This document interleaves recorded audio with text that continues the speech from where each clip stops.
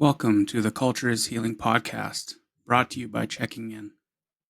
At Checking In, we create customized wellness tools for First Nations communities, centering each nation's language, culture, and traditions to support healing and well-being for their people. To learn more about our work at Checking In, please visit our website at checkingin.co. Thank you for listening. I hope you enjoy this episode. Haichka.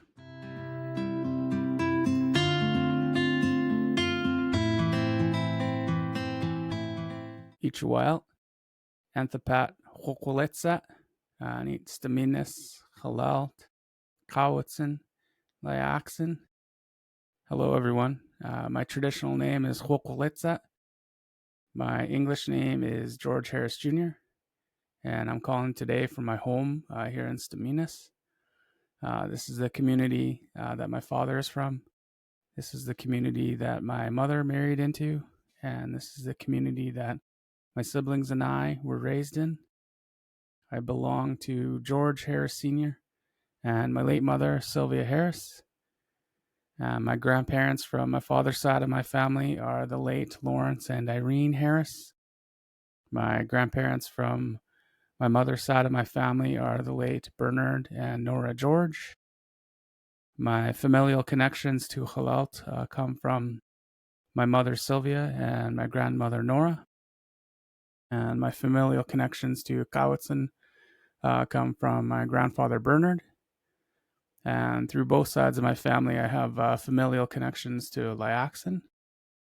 And the name Hokoletsat, that's a name that's been passed down from generation to generation throughout my family. My father carries the name. He's passed the name on to myself and a few other family members as well. I thank you all so much for taking the time to come and listening to the Culture is Healing podcast. And once again, my name is Hokoletsat, and I will be your host of the Culture is Healing podcast. And I have the honor and privilege of being able to share a space with a friend, Rachael Hunt, and I'll open the floor for her to introduce herself to y'all. Haichka. So my spirit name translates to the woman who sees the beauty or the artist in all. I'm a member of the Chippewas of Nawash First Nations here in Ontario, and I'm an Anishinaabe woman. My given name is Rachael. The lineage traces back very, very, very far, where the original peoples of the territory that my family is from, which is the Saugeen Ojibwe Nation, is my great great great great grandfather. His name was Kegodons, and that was our original family name for several generations before it became the colonized name of Jones.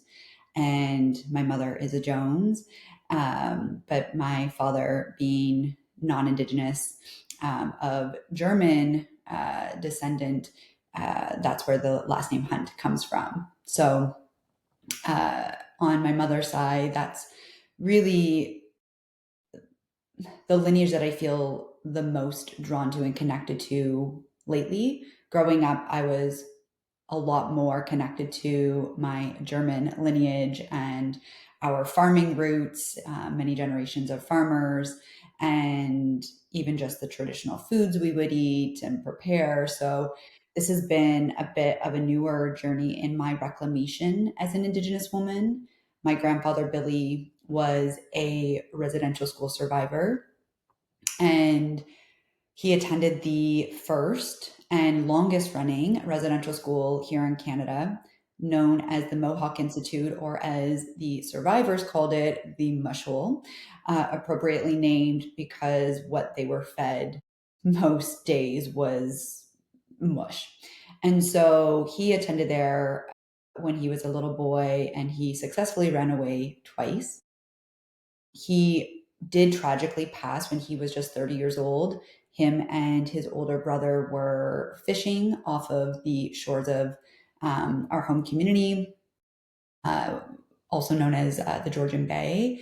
and he and his brother both tragically passed in a fishing accident. And so my connection to my indigenous lineage was fractured and disconnected, I think, largely because of my mom's traumas and her experience growing up on and off reserve, and then having the loss and death of a parent at such a young age. She was just 8 years old. So I recognize and understand this disconnection and why my culture wasn't a large part of my upbringing past, I don't know. I remember going to powwows at a very young age, but it makes a lot of sense to me now as I, yeah, do this big work and reclaiming on my own volition, reclaiming my identity and reclaiming my roots, and hopefully empowering and inspiring my mom and also my three siblings to do their own reclamation and reconnecting work. So, and also not just within my family, beyond that as well, really empowering and inspiring others to reconnect to their roots as well, because I know there can be a lot of shame or guilt, and we can maybe talk about that, but a lot of those emotions that come with reconnecting later in life. So, anyway, very long-winded story, but miigwech, and it's really an honor to be here with you. Heichka. Yeah, thank you so much for sharing. Yeah, it's been an amazing journey for you, and I love being able to hear your story and share some of your family lineage, and that always feels like home when we hear our indigenous people sharing who they are and where they come from. That's such a important thing to remember, and really encouraged to hear your story, and I hope that the work that you're doing and the work that I get to do is inspiring for all of our people to really engage in the cultural ways of being. Mm, And as we're taking a look into um, our first question, I always love to ask, and talk a little bit about culture is healing. That is a statement that is shared quite frequently in our indigenous communities. And knowing and understanding that our cultural ways of being, often bring so much healing to our people, whether that is in engaging in ceremony or sharing songs and dancing, and um, even the revitalization of our languages, can bring so much healing to our people. And so I'm just curious to hear your thoughts when I say culture is healing. What does that mean to you? I mean, that's such a great question and also a loaded question at the same time. So I'll see where the answer takes me, but just for a little bit of context, I began my reconnection journey in 2022. And what prompted this homecoming journey, I call it, was an experience I had in a ceremony while living in Tulum, Mexico.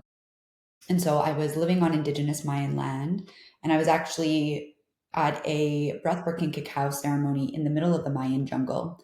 And towards the end of this ceremony, these really beautiful drums started playing, and they sounded so familiar. And there was this like remembrance and this, activation, this awakening I felt in my heart and soul. And as I was listening to these drums, this really loud and clear message came to me. And at the time, I didn't really know if it was my own inner voice or like where it was coming from, but I now recognize it to be from Creator.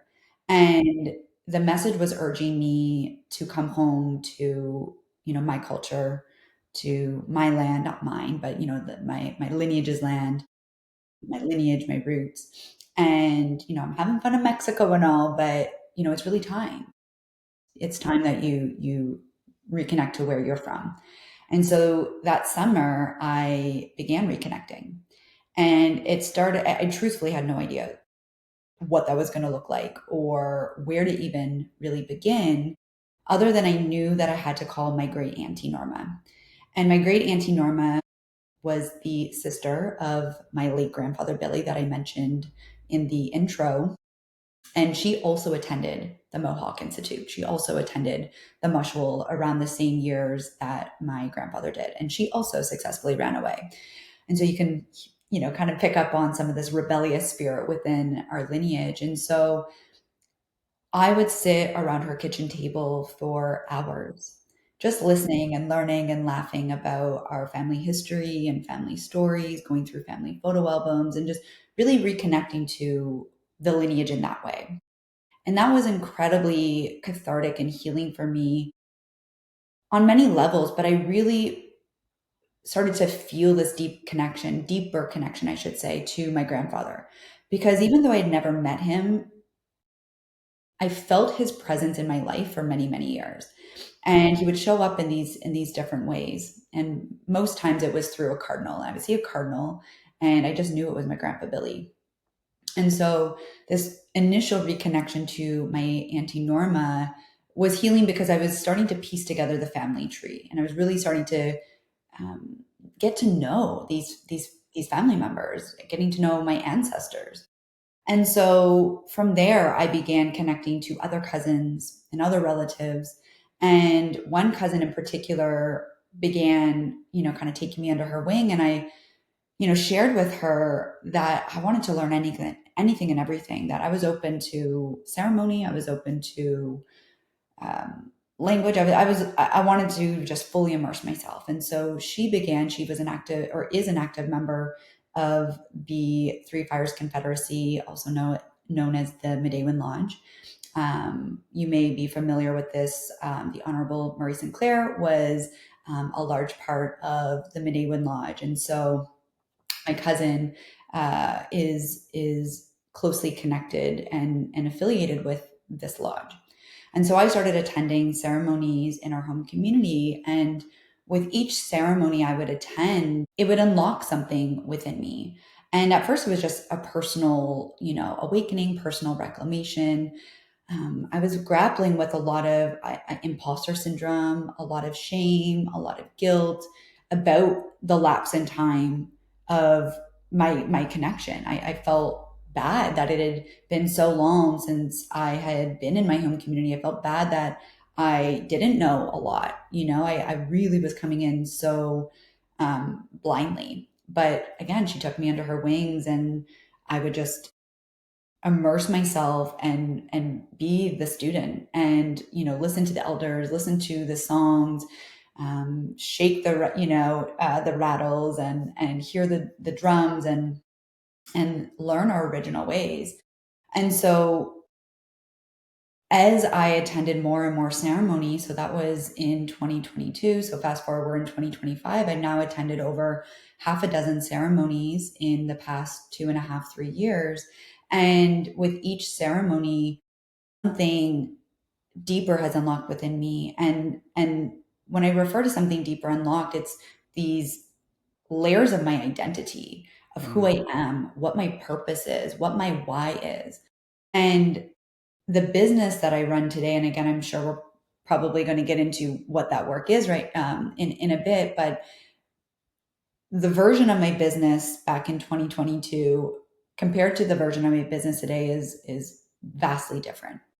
And I know that a big part of me reconnecting was also to redirect me and to put me on the pathway that I'm currently on. But first, I needed to do my own personal reclamation work. And again, with each ceremony, my ancestors would come to me, my spirit animals would come to me, the visions and the dreams would come to me. And it just started to show me and clarify for me my bigger purpose, my bigger why, and connecting me to something beyond myself. I think as someone who identified as spiritual for many years, it wasn't until I really connected to like the essence of who I am, the true essence of spirituality, which is in our lineages, which is in our cultures. Um, it really, yeah, it illuminated so much, and it humbled me deeply. Oof, I got so deeply humbled. It stripped away a lot of who I thought I needed to be loved, to be accepted, to be approved. A lot of my life I had spent people pleasing. A lot of my life I had spent trying to earn my value, earn my worth, to prove myself.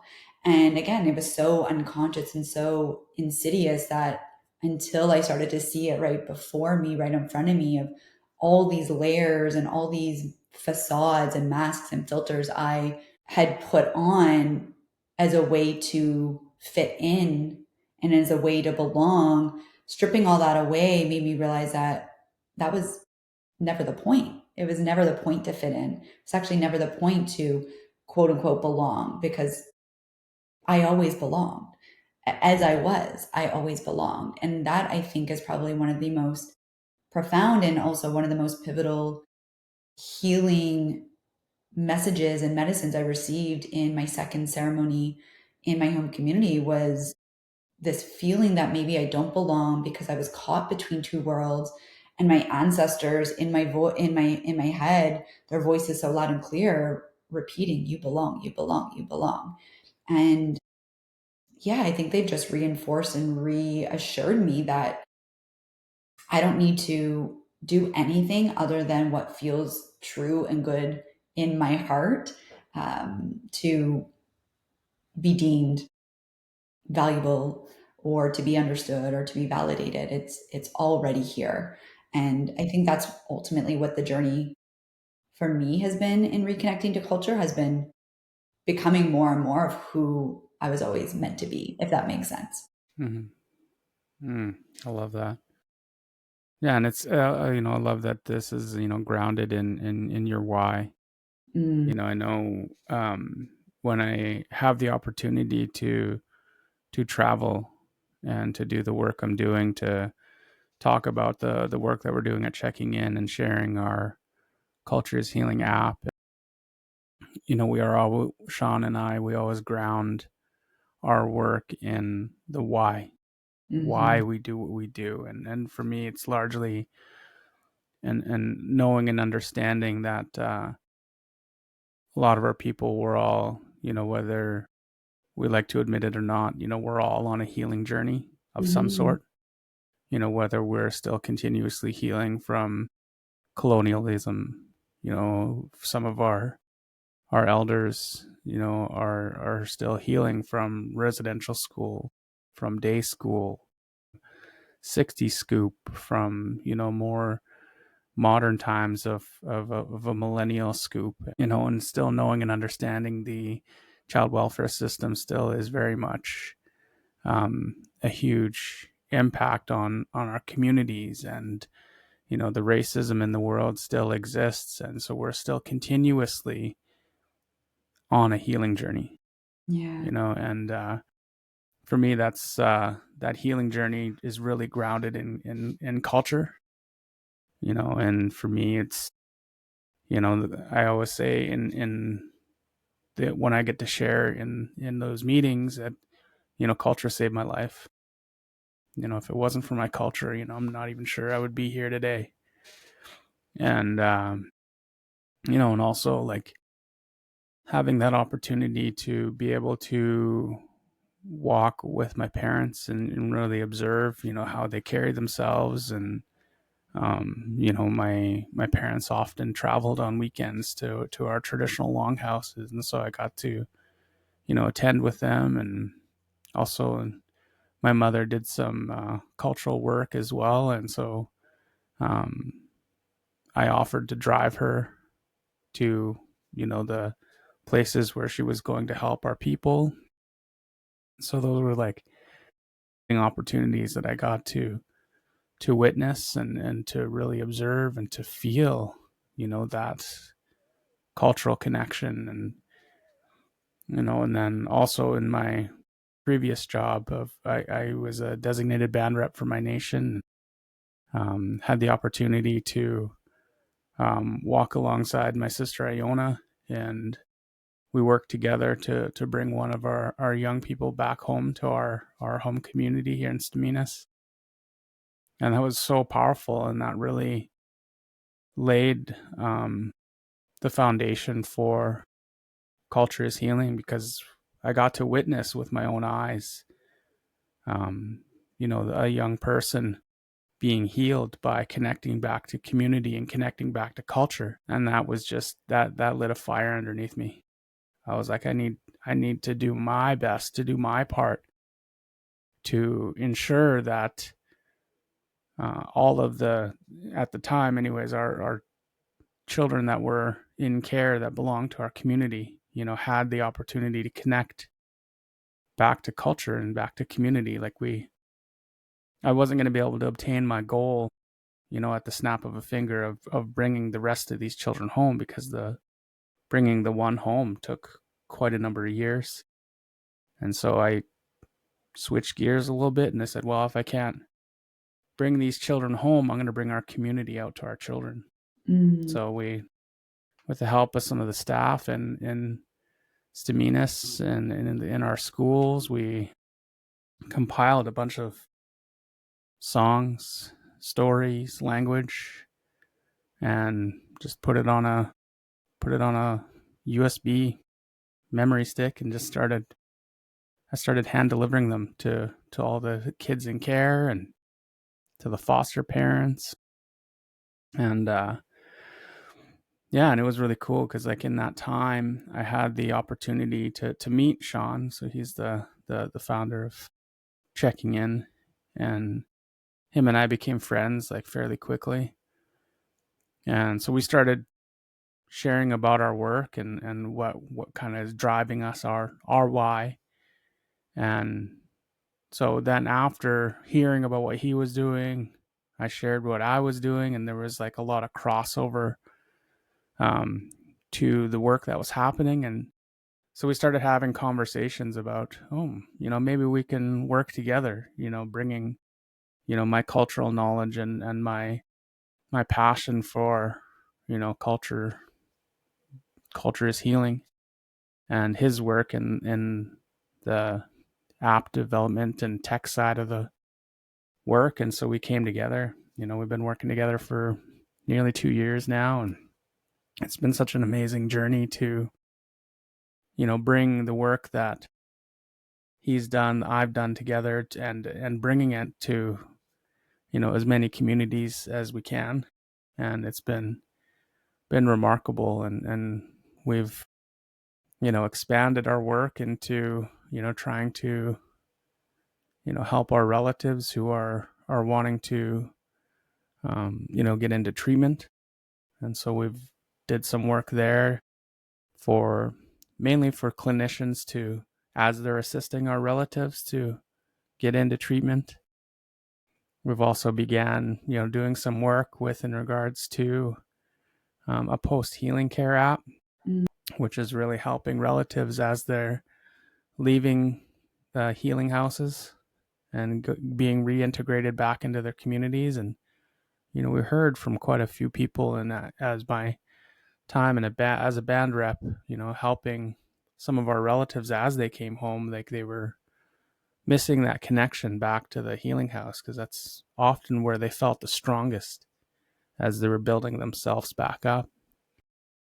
And so we kind of taken that culture is healing foundation and applied it to, specifically to Towton Laleham is the first healing house we started working with.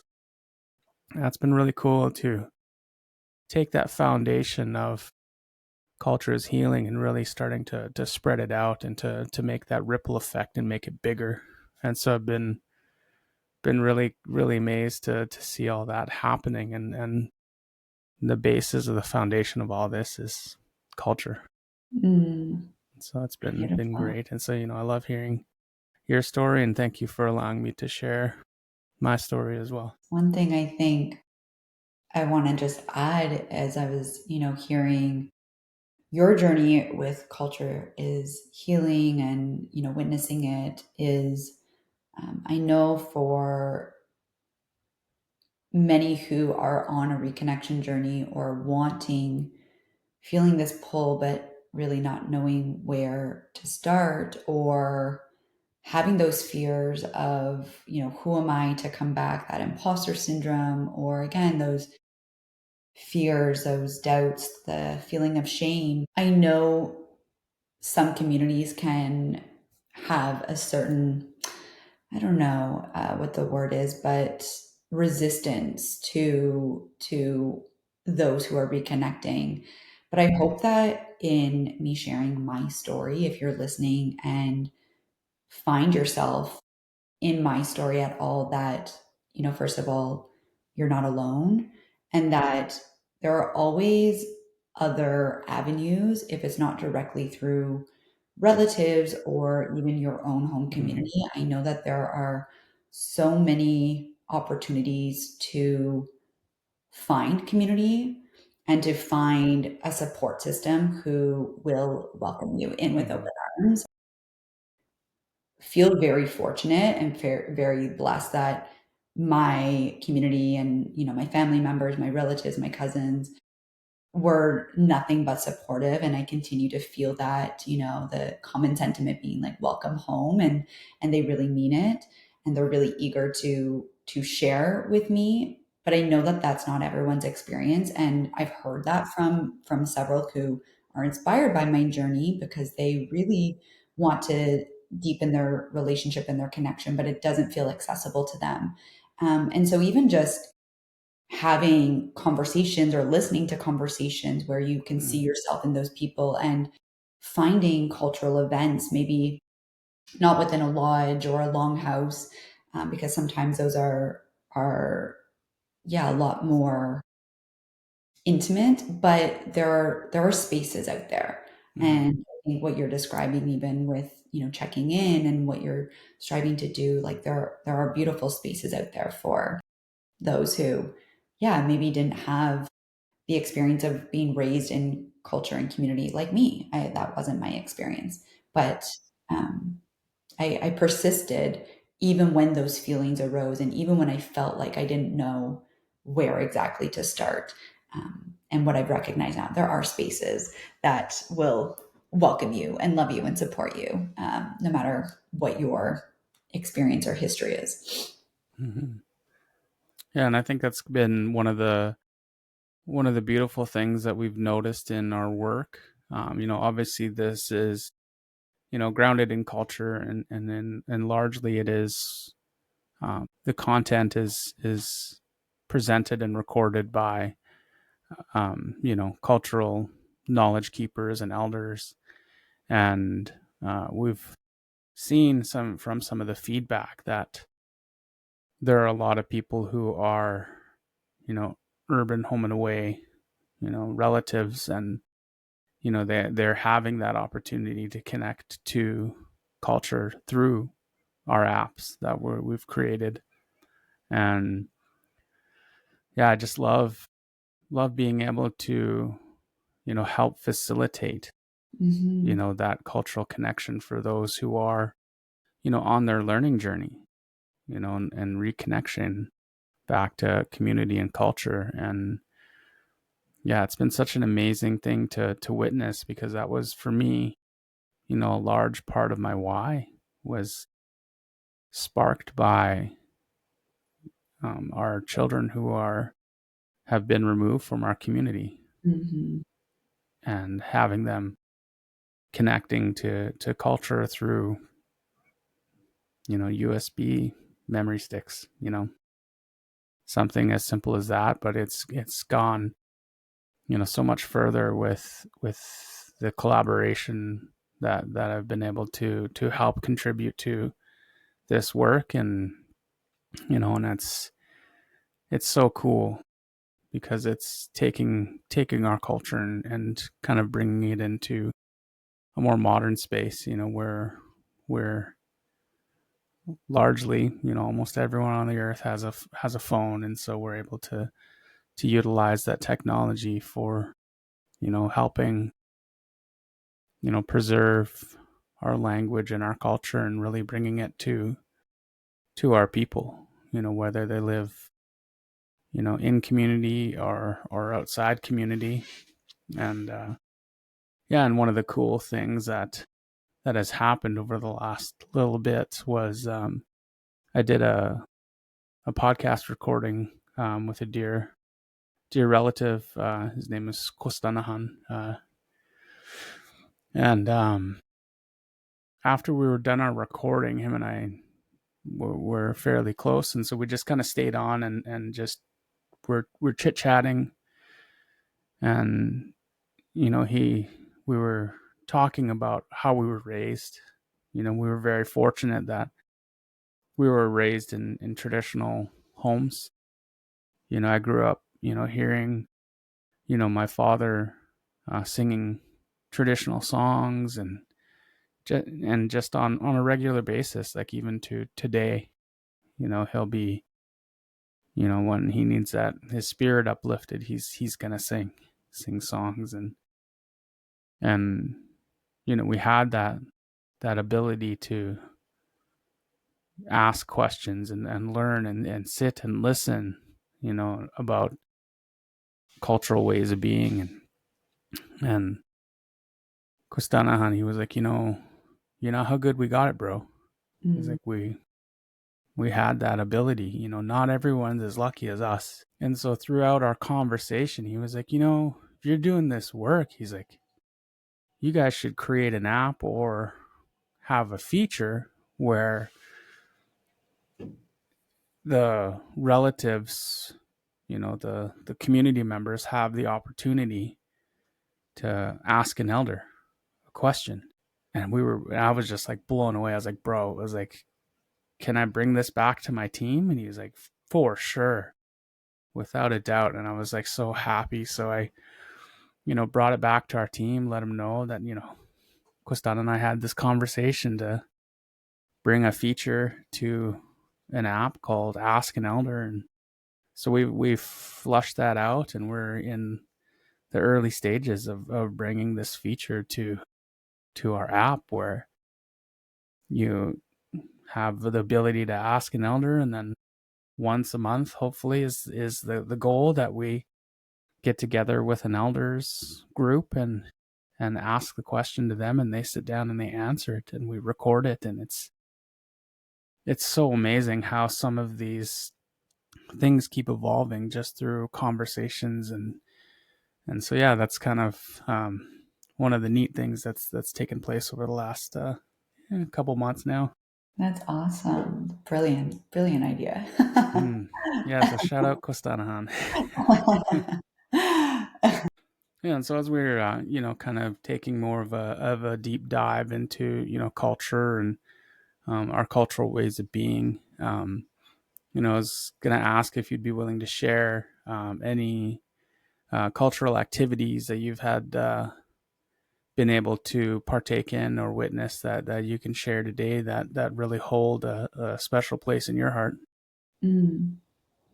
Yeah, I mean, I touched on the ceremonies that I've, been very fortunate to attend and participate in, and to help, um, not facilitate, but the helpers before the ceremony kicks off, preparing the lodge, and yeah, doing what needs to be done before we can actually begin, whether it's for a sweat lodge or summer or spring ceremony or fasting ceremony. So those ceremonies, as part of the Midewin Lodge, like I mentioned, have been incredibly transformational for me. And I touched on like my sense of identity, and to feel this sense of um, pride, and not to be prideful, but just of my roots, of where I'm from, where I come from, those who walked before me. I always feel an immense connection to my ancestors and to Creator, and again, it always kind of anchors me into my purpose and my why. And so for me, it's very important to prioritize attending ceremony. I love, yeah, cultural events. I like the powwows. I like those more fun and playful, and more open to the public type Mm-hmm. experiences. Maybe ones that you get through conferences or whatnot. But for me, the ceremonies, I know that they're not open to the public, and I know that what happens in the lodge stays in the lodge, and I know that Mm-hmm. it's, again, like I have such deep reverence for this gift that I that I have been offered to sit and to learn those original ways and to collectively as community reclaim, these songs and these traditions and these practices. And that is a big part of our, as Anishinaabe people, the um, revitalizations is what strengthens us as a community. Several First Nations to create ecosystems and environments for future generations. And so, yeah, again, can't really go into like grave detail, as I'm sure you understand, but like those experiences, just this past summer alone, I attended both the spring and the summer ceremony in the lodge, and that's what they're called, spring and summer Mm. ceremony. And just last week, I unfortunately had to miss our water ceremony because I was away speaking at a conference in Yellowknife. But I got to attend the water ceremony last year, and so this past summer alone, the two ceremonies that I got to sit in on, like I'm just overcome by emotion every time with just feeling the ancestors and just being like, wow, like this is how I get to feel um, closer and feel harmonious with what they established and what they knew, the wisdom, the intelligence, the intuition, like all of it. Like it always hits me where it's like I'm almost in this portal of like the outside world doesn't exist and you're just in this and you're just having Mhm. this very um like what is the word to even describe it? You're having, maybe you understand it because you've been in it, but these experiences where you're just like, whoa, like Mm. what, like you're kind of realizing what you're experiencing. You're kind of realizing like what's happening. And yeah, like those opportunities for me, again, it's I will cancel other plans to attend when they Mm. come up because sometimes they're not always planned well in advance, and that's okay. But it's become a priority for me. It's so important for me to to be in attendance because I know that each time there's medicine for me. And each time that strengthens my spirit to be able to lead the work and the mission that I'm here to lead. Because it's not me alone, it's me in co creation and collaboration with Creator and my ancestors. So, attending those ceremonies as frequently as I possibly can is, vital for, again, that ripple effect that you had touched on. I don't know if that fully answered the question, but I think I did a bit. One note I do want to add, and again, it kind of ties into the question before. Last week at this conference in Yellowknife with entrepreneurs, which is an organization that supports Indigenous entrepreneurs in the North.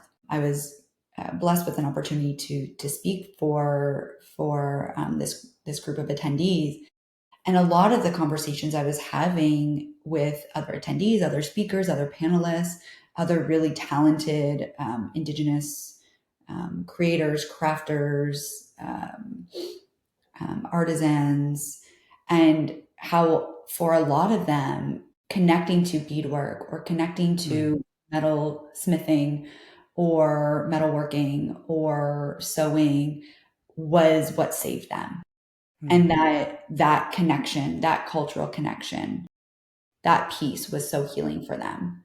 And so even sitting in a room of others, just you're all crafting together, like that could be ceremony, right?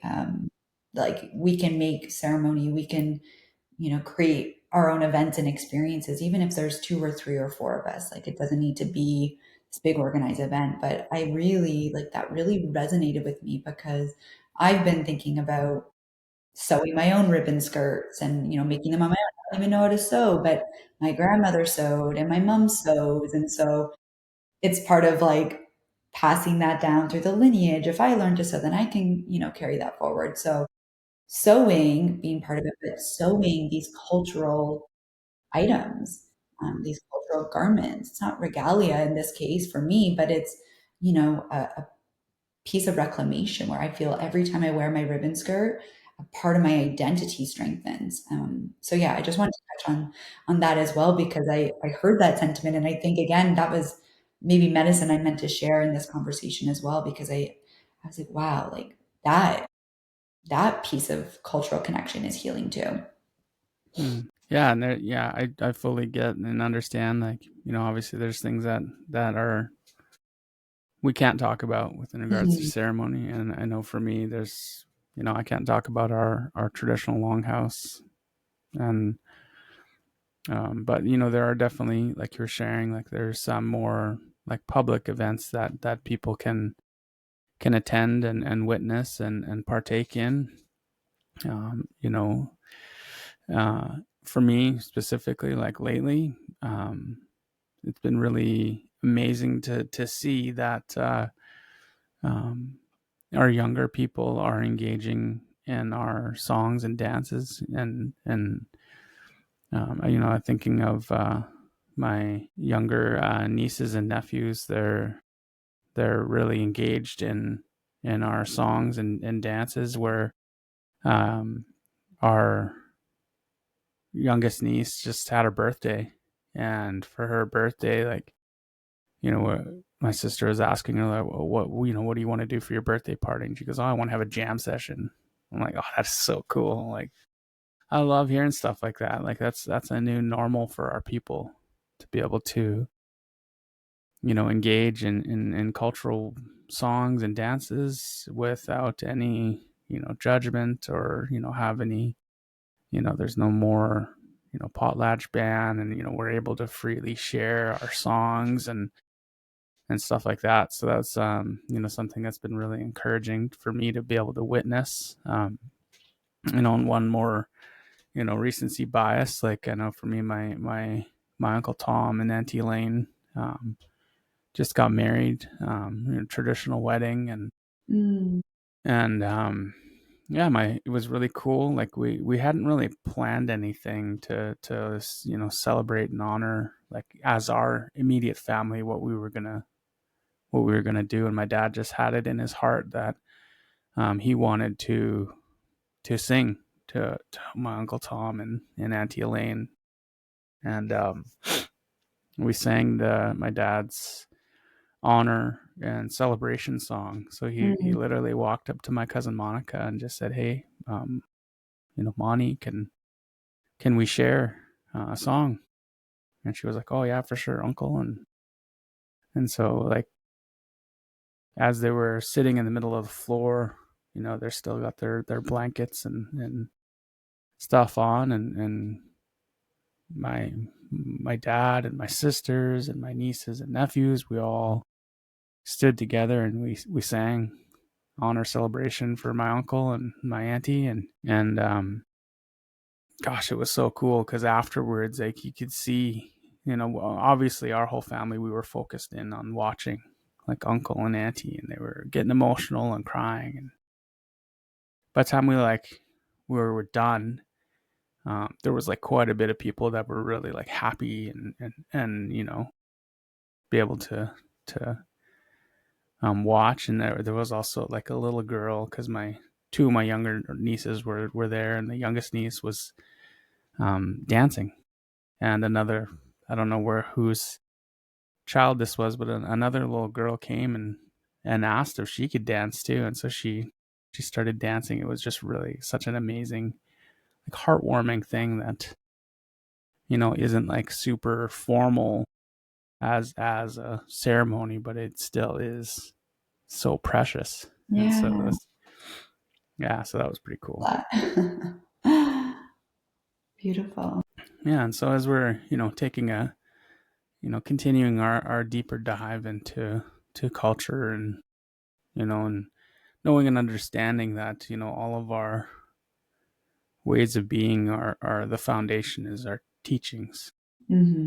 And undoubtedly, you've, over the last few years, had the opportunity to engage and hear and be gifted some teachings, and I'd love to hear um, some teachings that have been passed to you that really help carry you throughout your journey that we call life here, and what really guides you in your work and in your daily walk. And so I'd love to hear Mm. any teachings that you really hold close to your heart. Yeah, man, I've been fortunate to receive a lot of medicine.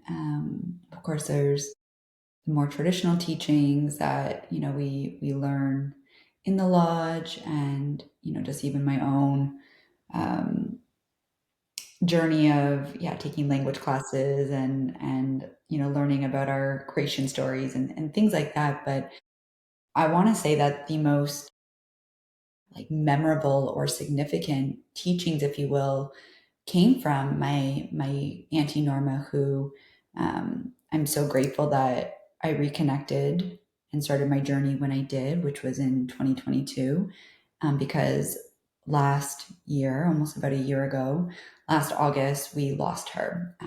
She traveled, journeyed to the spirit world, and so I'm so grateful that I had 2 years of time with her.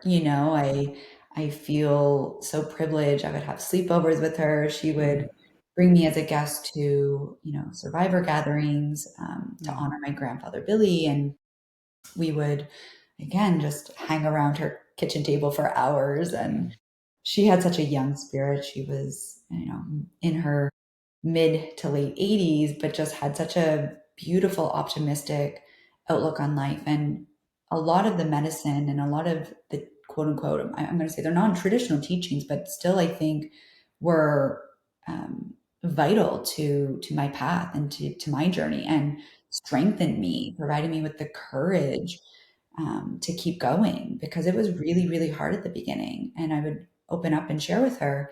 And she would always remind me that what matters is you know who you are.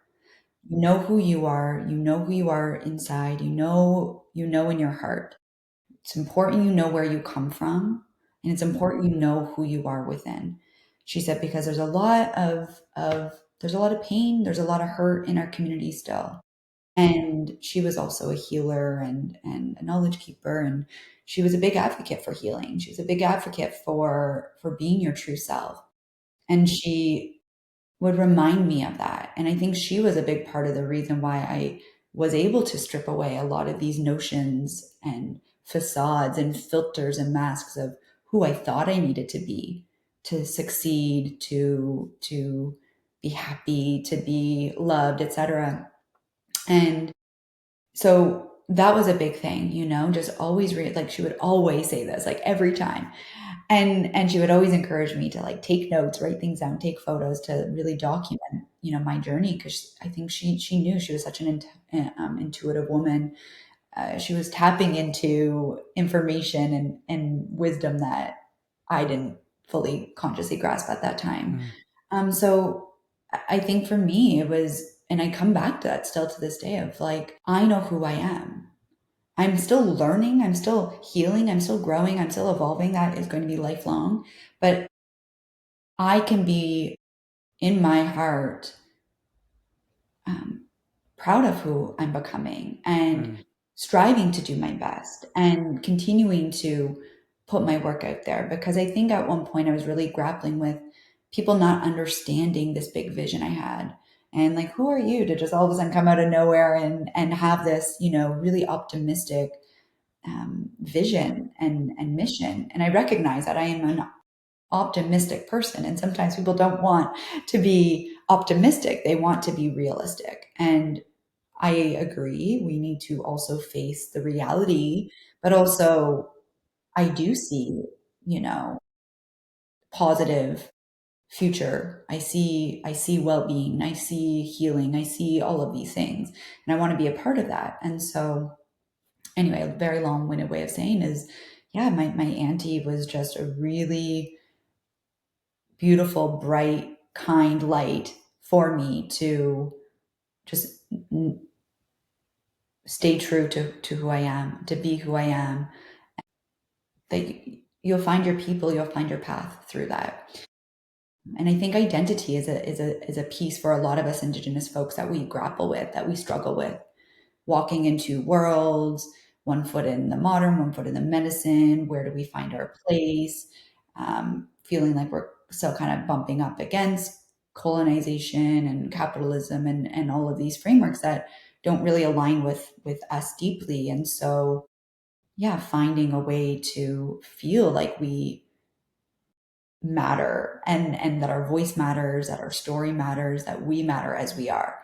I think that was like one piece that just constantly got reinforced in the time that I got to spend with her is know who you are, know where you came from, and you matter. Hmm. That's awesome. Mm-hmm. I She was. love that. Yeah. Yeah, no, I love that, that saying, remember who you are and where you come from. And that's, for me, that's teaching that was heavily like reinforced by my Uncle Tom. Mm, Yeah, and him and I, like, he really helped pour a lot into my life, mm, especially in my teenage years and into my young adult years. I left home for 5 years to go to college, and in my time away, um, I really I didn't come home all in all that often, and I wasn't even that far from home. I think I was mm, maybe a ferry ride and probably maybe a couple hours drive to get home. So really, I was only maybe 4 hours away from home at the most. And in that time, like, um, my uncle, really showed me a lot of love. He mm, he spent meaningful time with me on the phone, and in that time, we began kind of a ritual of him ending our phone call by saying, Junior, he's like, you remember who you are and where you come from. mm, And then that would be the end of the call. That would be the last thing that was said. And so I was just like, oh man, like, and so him and I talked twice a month. So about every 2 weeks, he would call me or I would call him, and we would only be on the phone for, I don't know, 15 minutes to maybe half hour at the most. And yeah, that's the way we ended the call every time. And so hearing you say it too, really drives that home, that teaching, and yeah, that's something I carry with me today. Uh, yeah. So, thank you for sharing your story as well. I yeah, love that. very much. One Yeah. other thing she would always say is, "Your tongue is your biggest weapon." Mm, So use your words wisely. yeah. She had a good sense of humor, but she would always say, "We don't even have swear words in our language, you know? So just yeah, your tongue is your biggest weapon." And so and that sentiment too, it's, be kind to yourself and Mm, to others and recognizing that there are a lot of people still in pain and still hurting and mm, despite that we can choose to still be kind and mm, compassionate and caring and still hold love in our heart. So yeah, she taught me so many things, but yeah, even that last, I think that was a quote from my great grandfather. mm. Yeah, so be Yeah. intentional with what There's we so say. many amazing, like, crossovers. We come from opposite sides of our, turtle island here, and there's a lot of like fundamental teachings that are taught across the board. And hearing you talking about it, and my grandma Nora was always the same way. She always, in her younger years, she would always share, and her one teaching I really remember was, she was like, oh, you got to be intentional, Mm, with your time. You're only going to be here on this earth for so long, and you got to be intentional with your words. mm. because once they come out of your mouth, you can't ever get them back. So you think about what you're going to say before you say it. I was like, oh, okay. I'm like, I'm a child. I didn't really Yeah. comprehend it that well. But, in my adult years now, I'm taking that teaching, and being intentional, like we shared, a few weeks back, that is, that intentionality really drives a lot of what we're doing here on Hmm. the podcast. And, when we're taking time to introduce ourselves to new friends, we take a pregame call and in that intentionality to, familiarize ourselves with each other, and, gives, our guests the opportunity to share and think about the words that they're going to share. And so that's why we did that. And that's really a foundational piece from my grandma. And so, That's yeah. beautiful. I love that. I love the parallels, yeah, it's so beautiful. Yeah, our elders are amazing. They are, oh, Yeah. yeah. Yeah. And so, as we're, looking into, talking about teachings that you've received, and, I'd love to, open the floor to you to share any words of advice for the people listening to the podcast here. Oof. I know you gave me time to think about these responses, and you know what? Right after, I was like, "Oh, I'm going to say this and that," and then, life happens, and now I'm hit with the question again, and I'm like, "What is one piece of advice?" So I think, based on kind of the theme of what we touched on today, one thing I always come back to is like, you belong and you matter. And I know that's not a piece of advice, but I want that to be a reminder to help anyone who is feeling those feelings of imposter syndrome, which is probably the most common um, wound or limitation or challenge I hear Mm-hmm. from people. Those fears, those doubts, those limitations. Anyone who's navigating that challenge, that difficulty, whether you're immersed in culture and community right now, and maybe you're afraid to um, step out into a bigger arena. Maybe you're feeling like um, you don't have the capacity to be fully expressed, even in the community. And then on the flip side, wanting to be connected and wanting to go down that pathway, and um, then also feeling like, oh, maybe there's resistance to taking those first steps. And regardless of what side of the spectrum you find yourself on, like, you matter, your dreams matter, your vision matters. And it may not make sense. It may not make sense to anyone around you. It may not make sense to you, but you have been gifted a mission, a vision, a dream, a goal. Those aren't just happenstance. Those are creators' plans for you. That is creator's plan. That is your destiny. When I received the vision in this meditation about 9 months after my reconnection journey for what is now the Cycle Breakers movement, which is now a big piece of my work, I got it in a meditation, and it was creator's voice again. I didn't believe I was the one for the job. I didn't believe, like, who am I? There's so many other people out there. Like, who am I to be this person? Who am I to do this work? And so rather than questioning it, rather than ruminating over the how or the why or just trust and know that, like, you belong, you matter. Wherever you are right now is right where you're meant to be. And those are the things that kind of help me as I felt isolated and lonely and misunderstood at the very early stages of my journey. So if you can remember those words, this is creator's plan for you. I hope that that empowers you and inspires you to keep going, because I'm telling you, it's not going to make sense.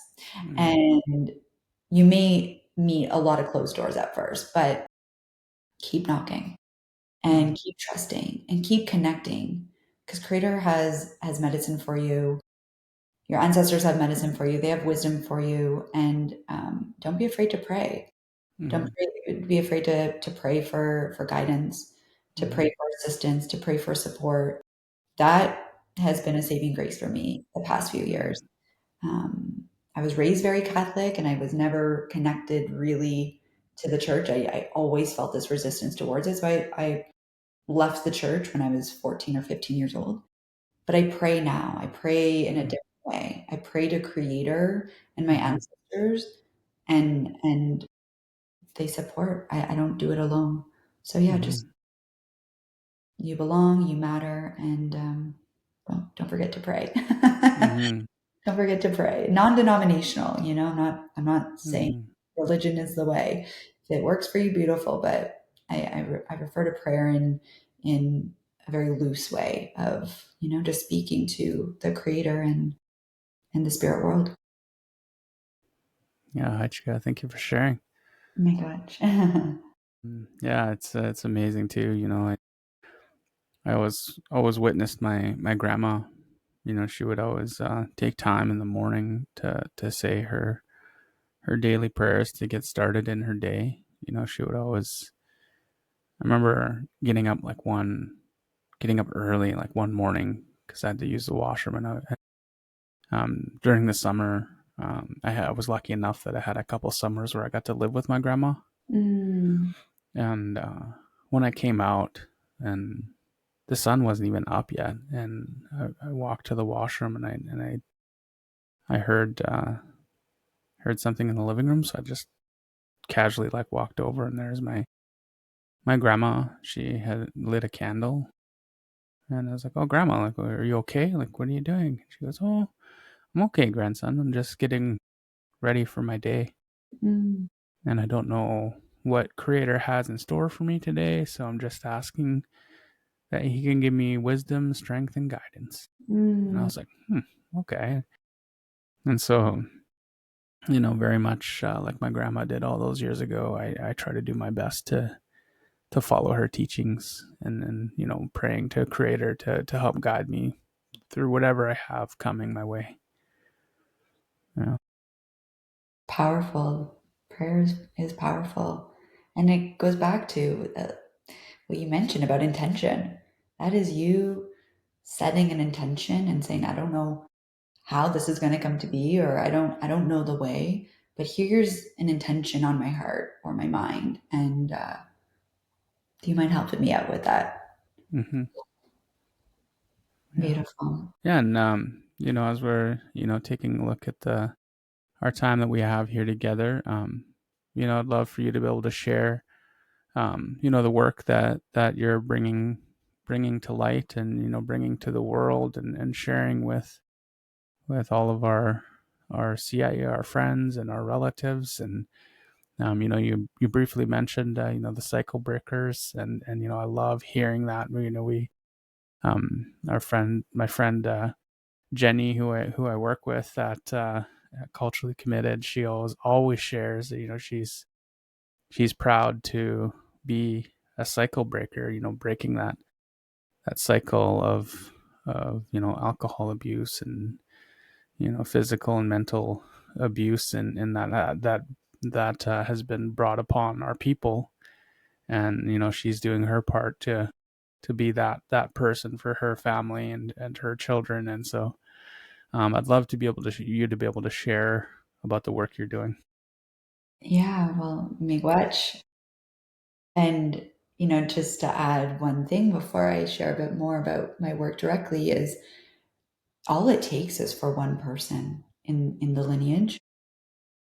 And it often only takes one decision. And I'm not going to say that decision is like easy all the time, but it's often you're one choice and one decision away from breaking a cycle, such as putting, the bottle down, putting the cigarette down, not raising your voice in conversations when you're upset, going for a walk to move, you know, big emotions like anger through you instead of, projecting onto someone. It usually just takes one choice, one decision.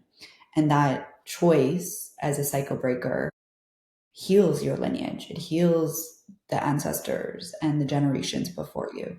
And it heals for the legacy, those who come after us. So I often remind my clients or my community, my audience, whomever I'm speaking to, that, you know, yeah, the work you will do is for you, it's individual, but it has that ripple effect. I know we've used that term a couple times today. It like there's a ripple effect, a beautiful ripple effect that happens when we make those intentional, conscious choices to do things differently, to break the mold, to break a cycle.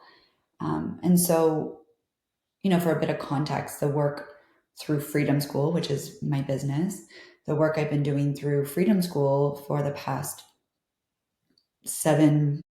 almost 7 years, is all about empowerment. And for the first 4 or 5 years, I was working with women around the world. It wasn't just Indigenous women, it was women on a global level.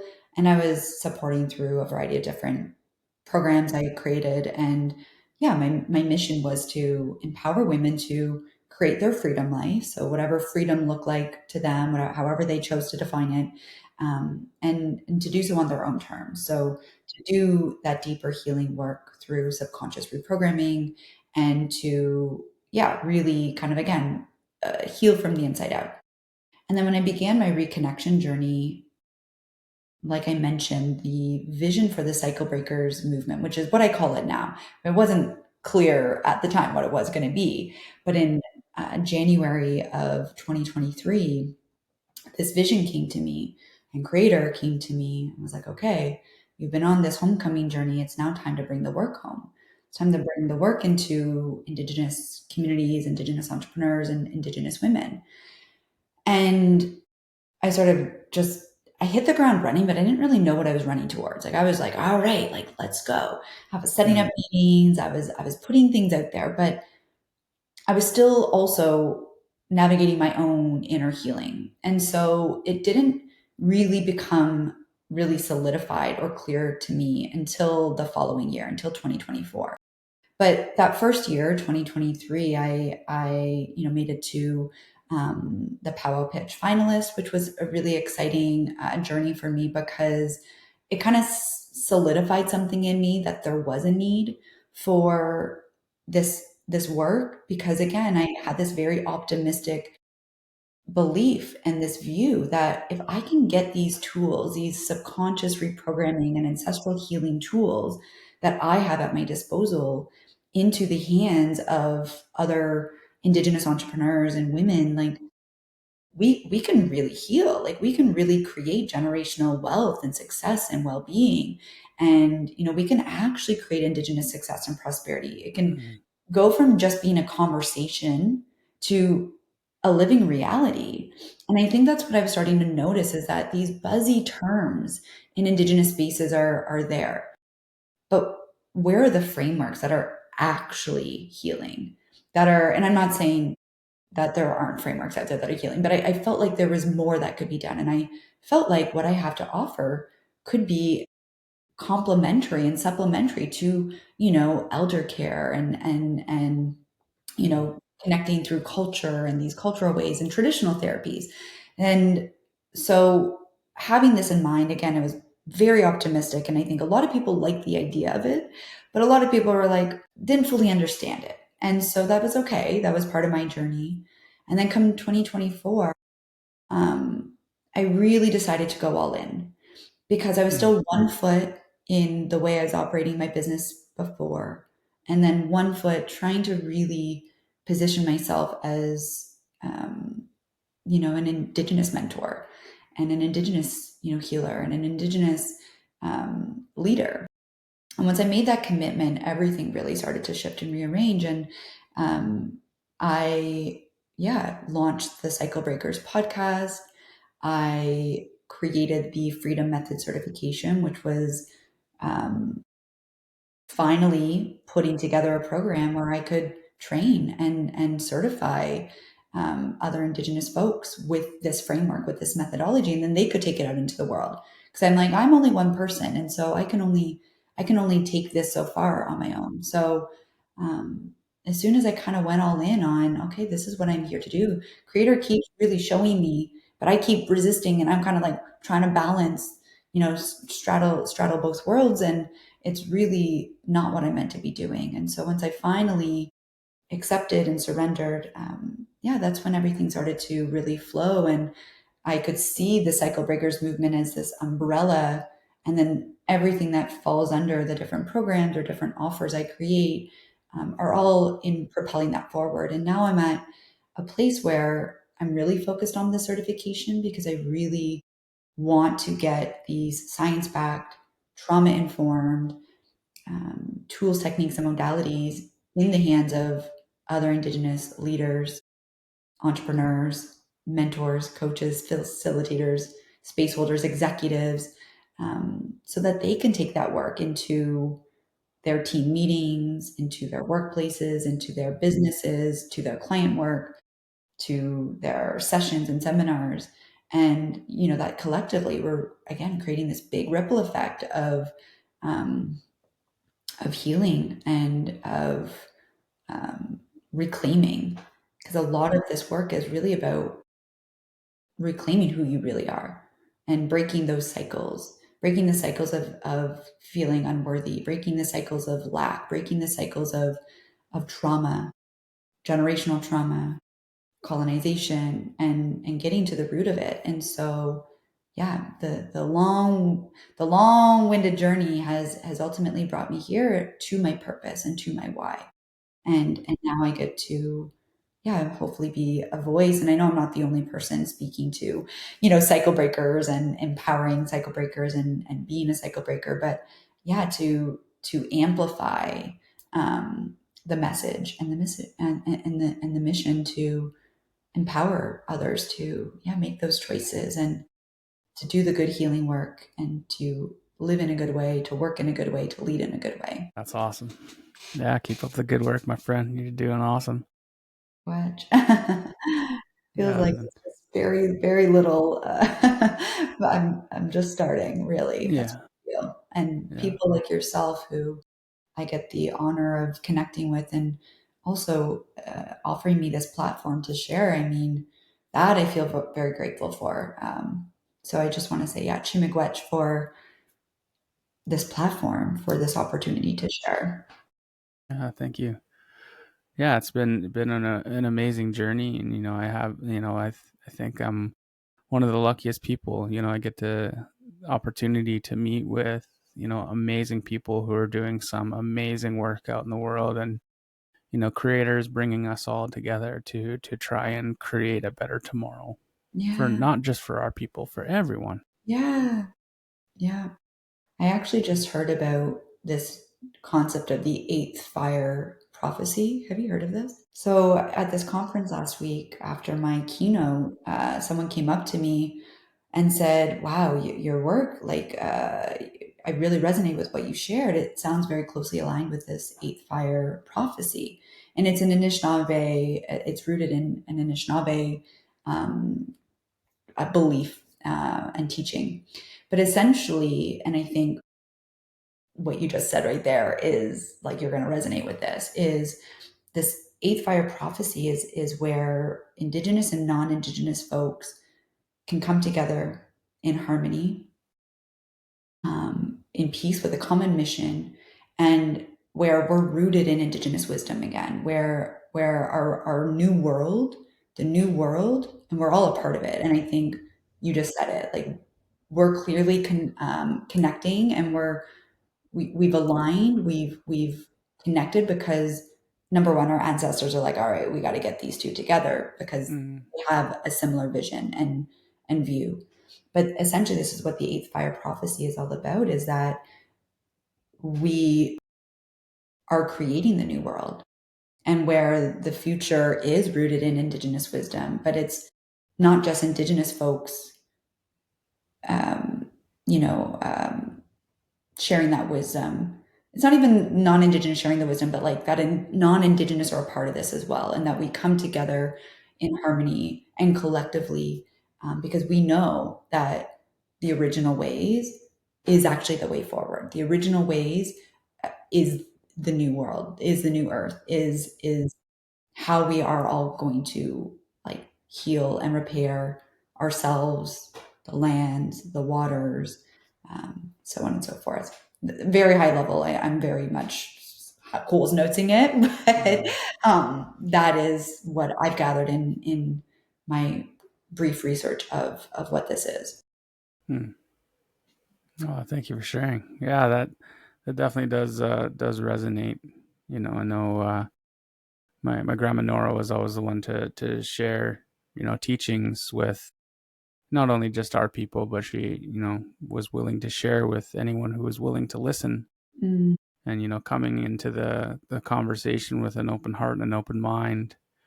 And I remember I got to witness her talking with a group, and she said, I remember her. She was very very small lady, but she had a very loud voice, and she always said, our people, we're not going anywhere.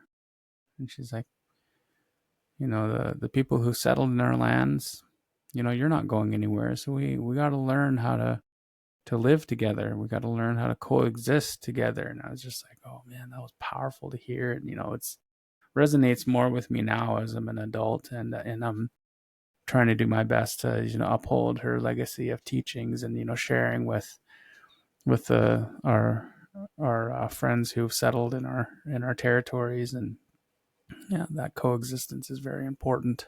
And I yeah, think we are working in our language. We always say natsamaj qualowins. That's moving together with one heart, one mind. And I think we're slowly working our way towards that. And very much like yourself and myself, we are those people to really take up that mantle. For a lot of our people, for me, I'm the first generation of my family to not go to residential school. And coming up in the generations behind us, our young people are more um, able to express our language and culture without being looked down upon. Where I know for me, I wasn't always able to express my indigeneity and out into the world without people making fun of me, or looking down on me for you know expressing myself in my traditional way. So yeah, and so thank you for doing your part, and to helping empower our people, and empowering our indigenous women as well, in the work you do. And so thank you for take sharing that work, and thank you for taking the time today to come and sit in circle with me, and share your stories, and share your teachings, and your words of advice, and sharing the work. And so I really appreciate your time today, Haichka. I appreciate the work you're doing. Really, um, the platform you're creating and the message and the mission. It's yeah. I'm just again grateful our paths have crossed, and the work you're doing and putting out there is yeah really commendable, and grateful to know someone like you who's yeah doing that really big and necessary work. And I just yeah want to mirror that right back to you, because yeah you're doing yeah really great work. It's super important, and we need more of us, really speaking to these components just as much as um, all the other important issues and conversations being had for our peoples. Okay. And so as we're taking a look to wrap up our time here together, just want to thank our audience for yet again tuning in, and hopefully we'll catch you all in the next one. Haichka, ewer.